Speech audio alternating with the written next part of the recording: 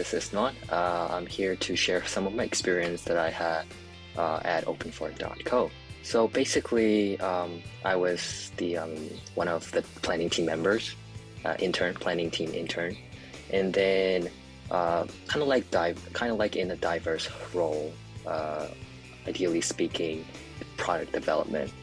And basically, what I did is visualization and then ideating, basically brainstorming ideas and then making those ideas visually digestible. And then sometimes I also do review feedbacks on concepts or prototypes or new features, etc. So the main idea of my role is basically thinking. And these are some of the challenges, 3 major challenges that I encountered while working as an intern. The first one being a lot of information to take in. That's probably every single intern's worst nightmare.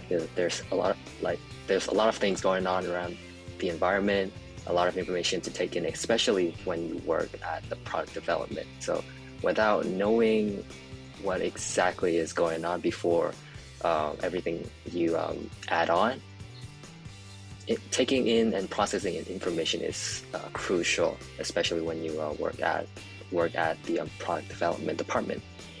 And the second one being very similar to the first one, having decent cognitive processing, basically be able to digest the information quickly and more accurately. And the third one being retrieval and visualizing in an organized way, of course. And this was probably my most challenging one, and I'll explain that in the later slides. And let's just say this is one of my major improvements, as well as the how I overcame those 3 types of major challenges. The first one, I dealt a lot of information to take in by familiarizing with that information, bits of information, as fast as possible. So I chunk those information down into digestible pieces, and then make a question list where I answer.